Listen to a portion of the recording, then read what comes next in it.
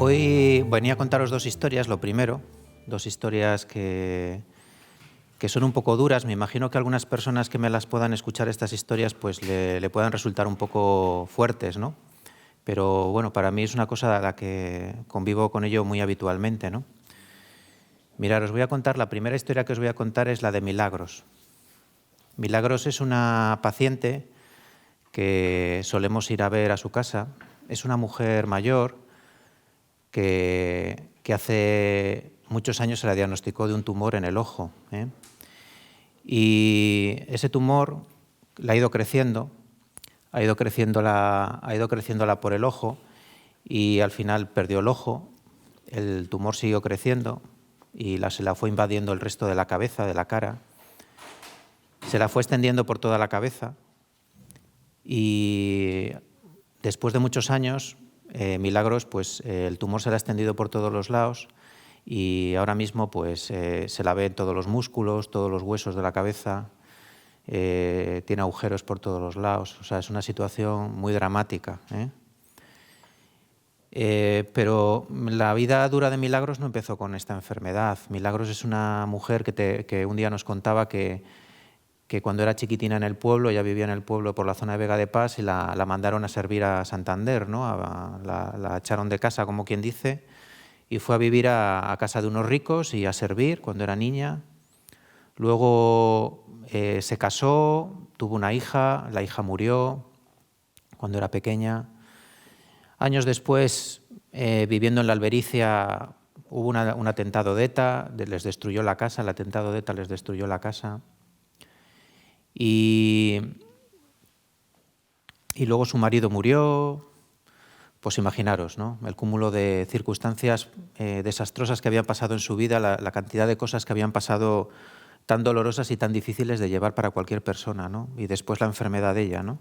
Una enfermedad tremendísima que la obligan a estar en casa siempre y no salir nunca, ¿no? Porque no puede salir hacia la calle, tal y como está ella. Bueno, pues cuando vamos a casa de Milagros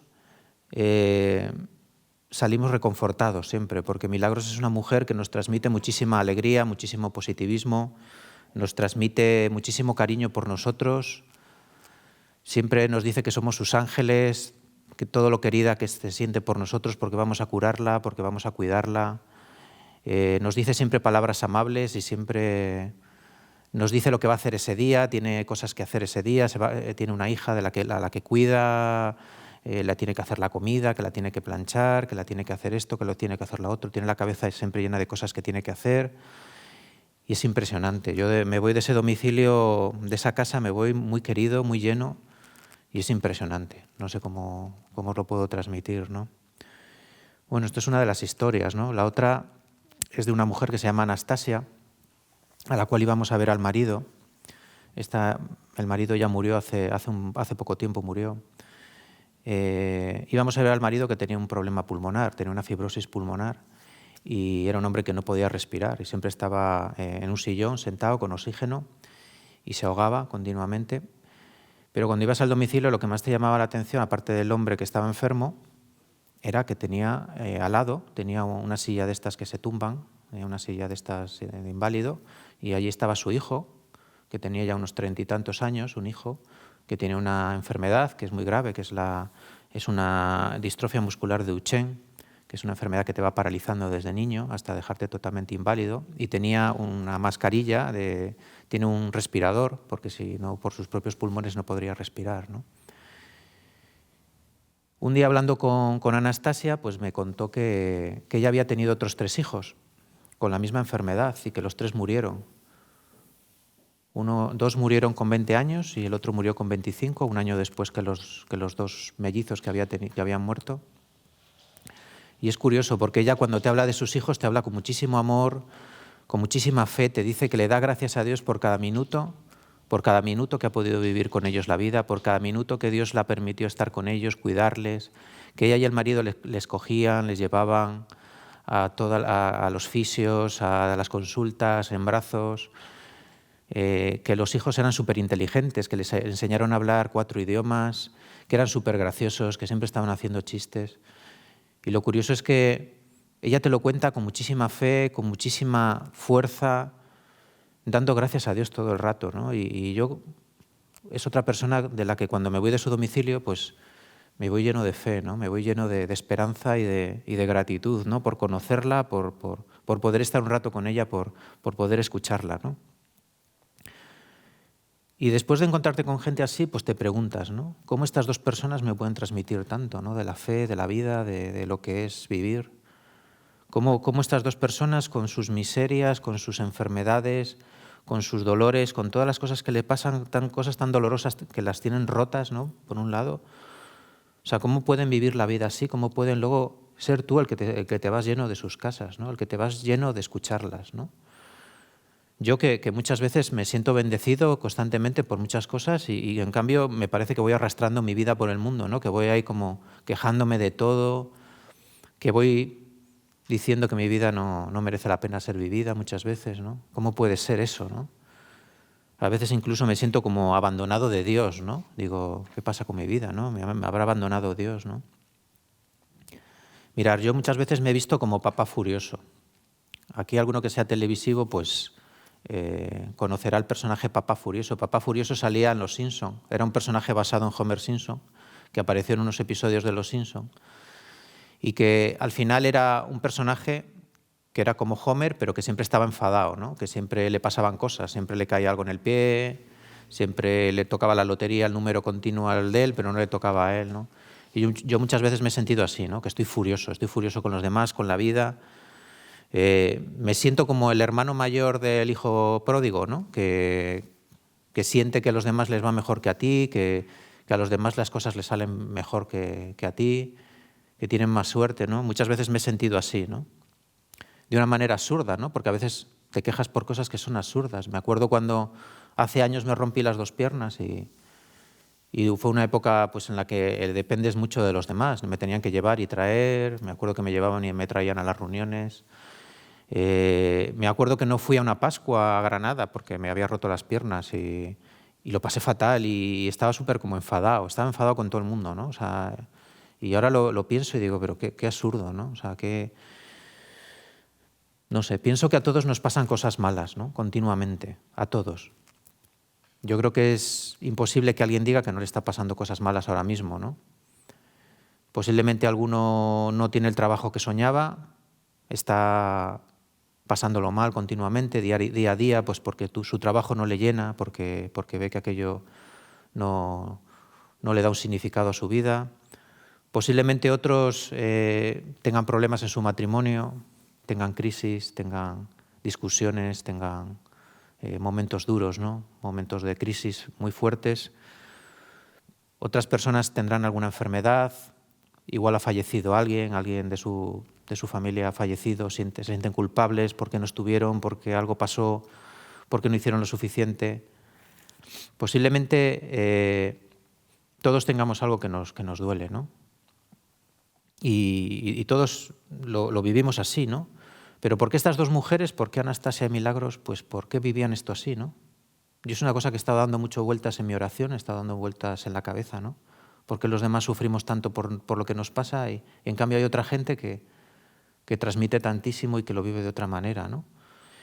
Y rezando por todo esto y pensando mucho, me vino una palabra del Señor, ¿no? Me vino a la mente con fuerza una palabra de Él, ¿no? Que era, no son los sanos los que necesitan médicos, sino los enfermos, ¿no? Y de repente esta lectura que viene en Mateo 9:12, de repente como que me dio una luz, ¿no? Porque claro, personas como Milagros y Anastasia están siempre frente a su enfermedad, están siempre frente a su sufrimiento, están siempre frente a aquello que las hiere, que las daña. No pueden evadirse de ello, ¿no?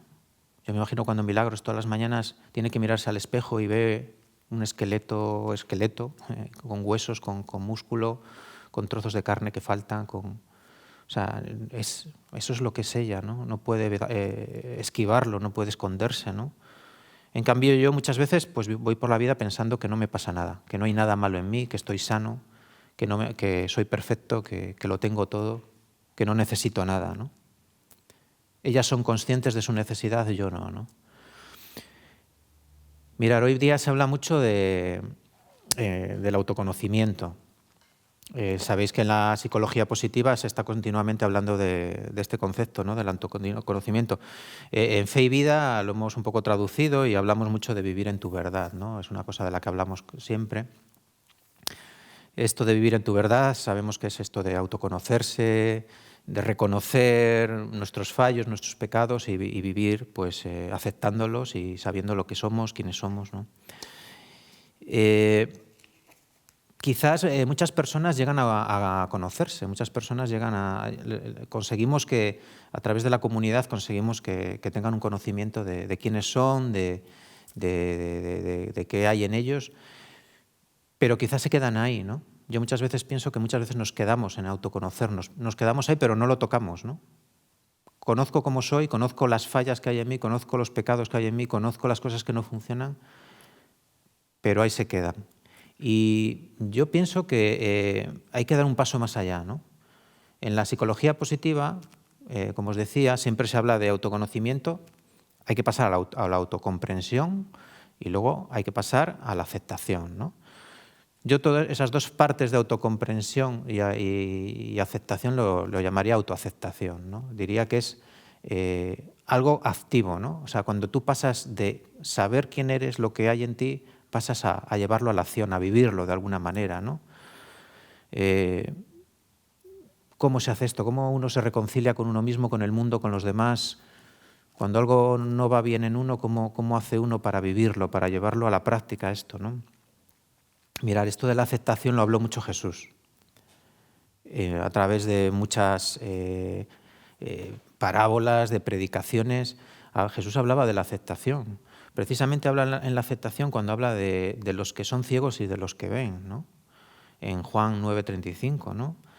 Él habla de que los que reconocen su pecado, los ciegos reconocen su pecado, entonces mientras que los que dicen que ven siguen en su pecado, ¿no?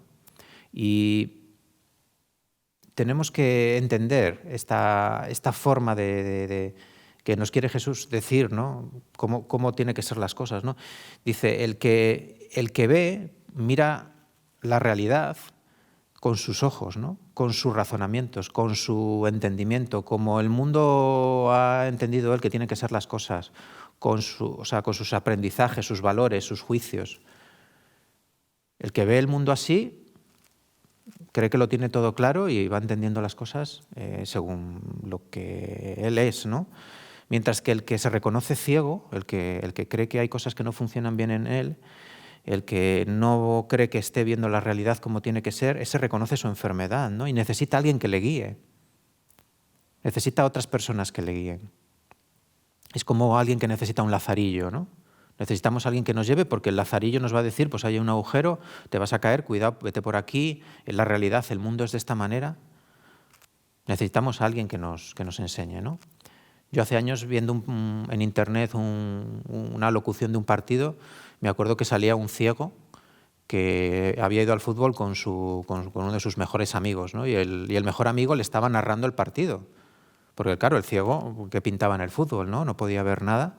Pues tenía el amigo narrando el partido. Y le estaba narrando el partido con tanta fuerza, con tanto detalle, con tanta pasión, con tanto todo, que el otro se le veía al ciego que estaba emocionadísimo. Estaba viviéndolo de una manera increíble. O sea, muchísimo mejor que si estuviese en el campo viéndolo, ¿no? A mí a veces me ha pasado. Yo a veces he ido en el coche, he oído que metía un gol, oía a los locutores en la radio cómo narraban el gol, y yo decía, ¡buah! Esto ha tenido que ser la leche, porque tal y como lo han narrado, lo espectacular que ha sido, lo no sé qué. Luego vas a casa, pones la tele, ves el resumen del partido, ves el gol y dices, pues no ha sido para tanto, ¿no? O sea, pero tú, la verdad es que te lo han narrado y te has quedado como alucinado, ¿no? Y mirar, cuando decimos que estamos sanos y vemos, si hacemos algo, si damos una predicación bien, si ayudamos a alguien, si hacemos bien nuestro trabajo, si, como decimos que lo hemos hecho desde nuestras capacidades, desde lo que somos nosotros, pues simplemente estamos pagados de nosotros mismos, ¿no? Estar pagado de uno mismo es que al final el reconocimiento que tienes, las gracias que se te dan, pues ya está, pues ahí quedan, ¿no? Porque te aumenta la autoestima, crees que eres mejor o te crees tú que eres mejor y ya está. Ahí termina todo, ¿no? Mientras que el que es ciego, el que siente que necesita de Dios y que necesita de los hermanos y que necesita que se le señale lo que está mal en él, que necesita ver su pecado, ver su miseria, esa persona es como el pueblo de Israel en el desierto, ¿no? Necesita el maná, necesita algo para comer porque es que se está muriendo, ¿no? O sea, de repente clamas a Dios y necesitas el amor de Dios, el perdón de Dios, necesitas sus ojos, su corazón, su forma de entender las cosas. Ya no eres tú, es Dios, ¿no? De repente Dios se convierte en tu locutor, ¿no? Es como el del partido, ¿no? De repente Dios te empieza a narrar el mundo y lo que te rodea, pues con su pasión, ¿no? De repente el mundo se te ensancha. De repente ves las cosas como las ve Dios, porque tú estás necesitado, tú eres ciego, tú eres pobre, tú eres pecador. En ti solo hay miseria. Y de repente tu lazarillo se convierte en Dios, ¿no? Y es Dios el que te lleva de la mano y el que te muestra cómo son las cosas, cómo es la realidad, ¿no? Y de repente las cosas crecen, ¿no? De repente las cosas son de otra manera, son increíbles, ¿no? Mirar, el paso más difícil es una vez que reconocemos lo que somos, ¿no? Después de que conocemos, conocemos lo que somos y aceptamos lo que somos, el paso es de la aceptación es cómo vivirlo, ¿no? Cómo volverlo realidad, ¿no? Cómo esa ceguera que hemos descubierto en nosotros, ese pecado que hemos descubierto en nosotros, cómo vivirlo, ¿no? Porque al final tener un pecado y vivirlo, esto de tener un pecado y vivirlo, ¿qué es? Al final es hacer visible nuestra debilidad ante los demás. Y eso no gusta, a la gente le cuesta mucho hacer visible su debilidad, ¿no? Por ejemplo, hacer visible una cosa que has hecho mal es pedir perdón. Cuando tú pides perdón, estás reconociendo que tienes un pecado, que has hecho algo mal, que te has portado mal con alguien, que has faltado a alguien, que has abandonado una misión que se te había encomendado, que has abandonado unas personas que confiaban en ti o que has hecho algo que ha herido a otros, ¿no? Pero es importante, ¿no? Si no, ¿por qué los papas piden perdón por el genocidio, por la conquista del Nuevo Mundo? ¿Por qué piden perdón por la pederastia, ¿no? Tiene que tener su importancia esto de pedir perdón, ¿no? Tiene que tener algún tipo de relevancia. Pero no nos gusta, ¿no? No nos gusta mostrarlo porque estamos mostrando nuestra debilidad, ¿no? Cuando pedimos perdón estamos diciendo, yo he hecho mal esto, yo soy esto, soy este pecado, soy esta miseria, ¿no? No nos gusta. Y el mundo de hoy no va por ahí, ¿no? Si os dais cuenta, nadie se tatúa, la gente se tatúa cosas bonitas, ¿no? En el cuerpo, pero nadie se tatúa su pecado. Nadie dice gula, orgullo. ¿Os imagináis alguien que ponga aquí envidia? ¿No? Pero eso eres tú, ¿no? Nadie se tatúa cosas malas. Lo mismo que la gente se hace selfies de cosas chulas, de cuando va al monte, de cuando tal, pero nadie se hace un selfie, pues eso, en situaciones difíciles, ¿no? O muy poca gente. Alguna persona sí, pero muy poca gente se hace un selfie o hace una foto de un momento de sufrimiento, o no de un momento de sufrimiento, sino simplemente con toda la ropa que tienes que planchar, ¿no? Y tú allí con la plancha y el mal rato que vas a estar ahí planchando durante 2 horas, ¿no? O sea, nadie quiere mostrar sus debilidades, nadie quiere mostrar su vulnerabilidad, nadie quiere mostrar pues todo eso malo que puede ser que haya en su vida, ¿no? Y si no lo hacemos así, si no pedimos perdón, si no lo vivimos, nuestra vulnerabilidad, no estamos... ese autoconocimiento no nos está llevando a donde tenía que llevarnos. Esa comprensión de nosotros mismos no nos está cambiando, no estamos pudiendo vivir las cosas plenamente. Bueno, esto que os he contado así tan del corrillo es lo que hoy quería contaros. Hoy os quiero poner un reto, os voy a poner un reto. El reto este que os quiero poner es que miréis a vuestro alrededor y busquéis personas que necesiten ser salvadas, que estén en sus pecados, que estén en sus miserias, que a veces parece que no quieren a Dios o que renieguen de Dios, porque si Dios vino a buscar a enfermos, si vino a llamar a no justos, si vino a traer sanidad a aquellos que estaban lejos, pues nosotros tenemos que hacer algo parecido. Tenemos que ver qué personas son pecadoras, qué personas se ha tirado la toalla con ellos, qué personas no se apuesta por ellos. Y tenemos que buscar a esas personas y no hacer un mundo de descartados, ¿no? Yo creo que es importante buscar a esas personas y apostar por ellas. Yo os animo a que lo hagáis, ¿no? Muchas veces nos centramos solamente en las personas que son guays, en las personas que tienen muchos dones personales, pero en las personas que tienen una carga, que tienen una herida, que no acaban de verla, que no acaban de encontrar dónde está su pecado, dónde está su falla, su falta, pues esas personas las descartamos, ¿no? Yo os reto a que busquéis esas personas a vuestro alrededor y que lo intentéis nuevamente, ¿no? Que no las descartéis, porque Jesús no las descartaría, ¿no? Posiblemente sería su opción número 1, ¿no? Ir a por esas personas.